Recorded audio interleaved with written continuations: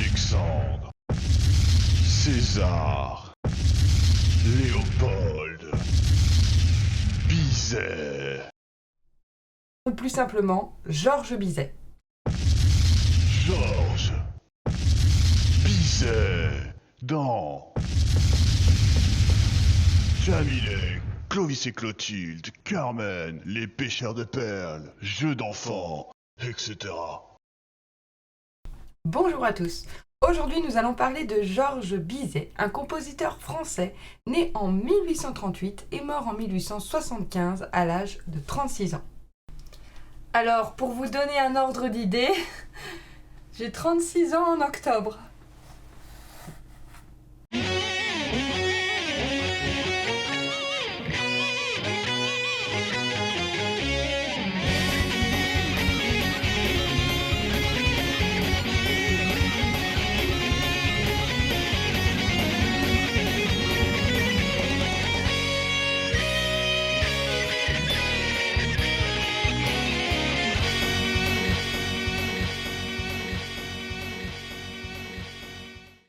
Le petit Georges rentre au Conservatoire de Paris à l'âge de 9 ans. Il étudie le piano, l'orgue, mais aussi la composition. C'est à 17 ans qu'il écrit sa première symphonie. Alors, une symphonie, il faut se rendre compte que c'est quand même une demi-heure de musique, c'est énorme à composer, et c'est composé quand même pour pas mal d'instruments. En fait, pour un orchestre symphonique. Un orchestre symphonique, c'est un orchestre avec toutes les familles d'instruments. On a d'abord les cordes avec les violons, les altos, les violoncelles, les contrebasses. On a les vents avec d'un côté les bois, comme le hautbois, le basson, la flûte traversière. De l'autre côté, les cuivres avec le cor, la trompette. Et enfin, les percussions avec par exemple les timbales. À 19 ans, il remporte le Grand Prix de Rome avec sa cantate Clovis et Clotilde.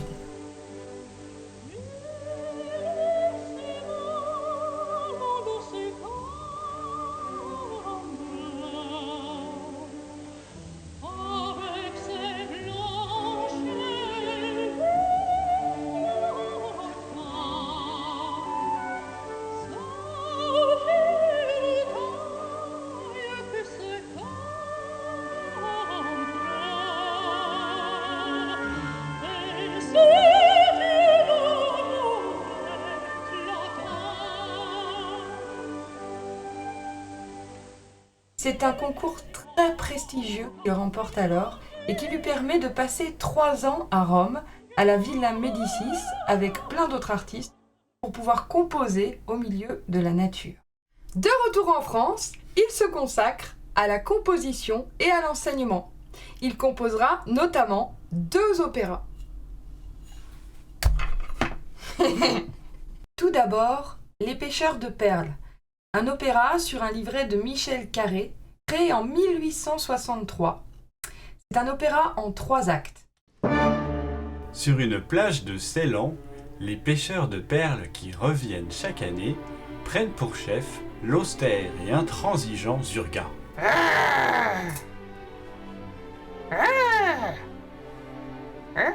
Il évoque avec son ami le jeune et fougueux Nadir Nadir ? C'est moi. la généreuse prêtresse Leila. Je suis Leila. Tu veux un stylo ? Un origami. Tu veux mon portable ? Tu veux des sous ? Tu veux quoi ? Dis-moi ! Dont ils étaient tous les deux amoureux.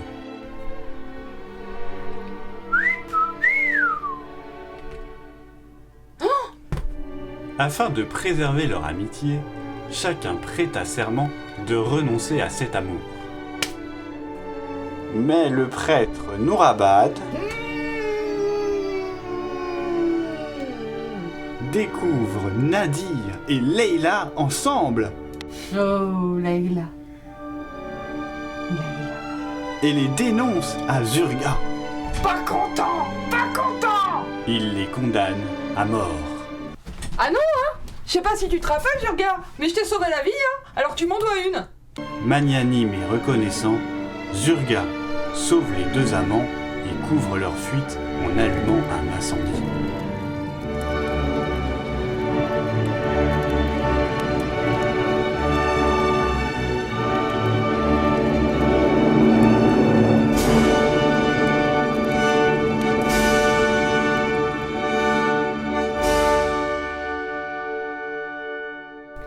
Le deuxième opéra est La jolie fille de Perthes, un opéra en 4 actes et 5 tableaux sur un livret d'Henri de Saint-Georges et Jules Adenis, d'après The Fair Maid of Perth, un roman de Walter Scott, écrit en 1828. Cet opéra sera créé au Théâtre Lyrique en 1867 et connaîtra 3 représentations. Alors l'action se passe à Perth, en Écosse. On a un personnage principal, Catherine Glover, qui est courtisée par 3 hommes. Ça devient très compliqué, elle se perd un peu là-dedans, et en gros, l'arrivée de la reine des Bohémiens, qui s'appelle Mab, va faire en sorte que Catherine revienne un peu sur terre, retrouve la raison, et épouse un honnête garçon.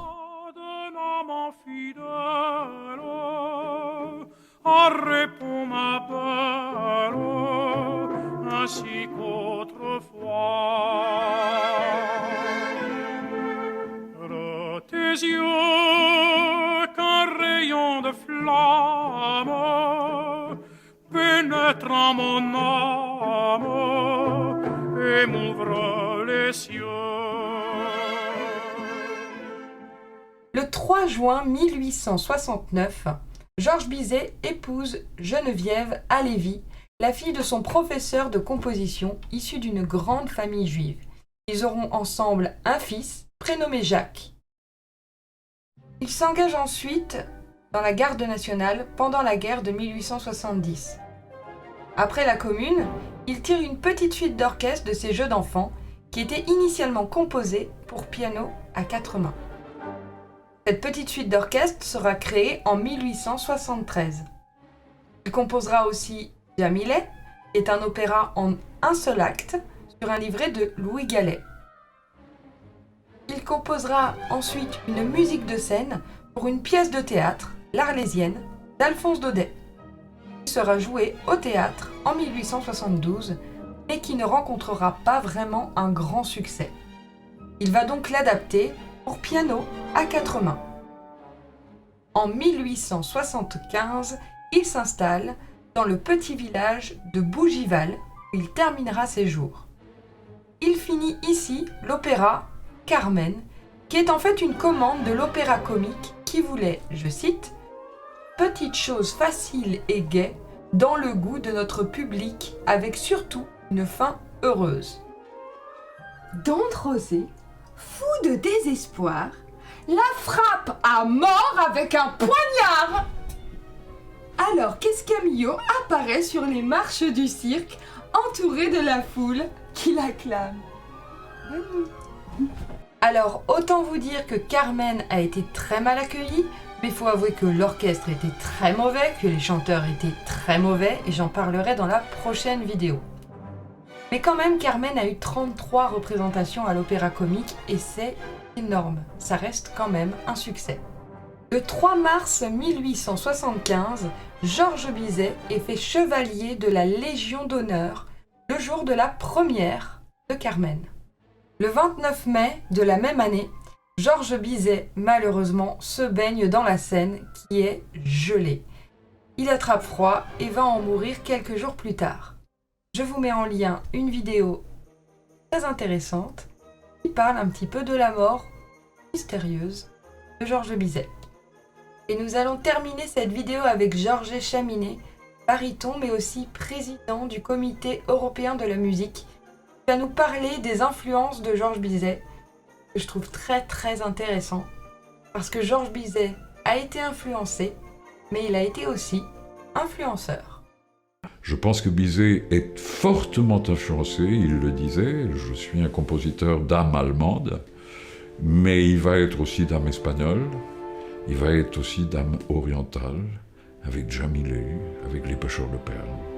Il va être un compositeur français aussi, fortement influencé par Gounod, mais aussi moderne, puisqu'il donne les bases pour un Debussy ou un Ravel. Et il va être aussi ce fou amoureux d'Espagne, qui donc, à mon avis, Bizet est un des compositeurs les plus universels qui existent. Voilà, je vous dis ça parce que il faut connaître Bizet.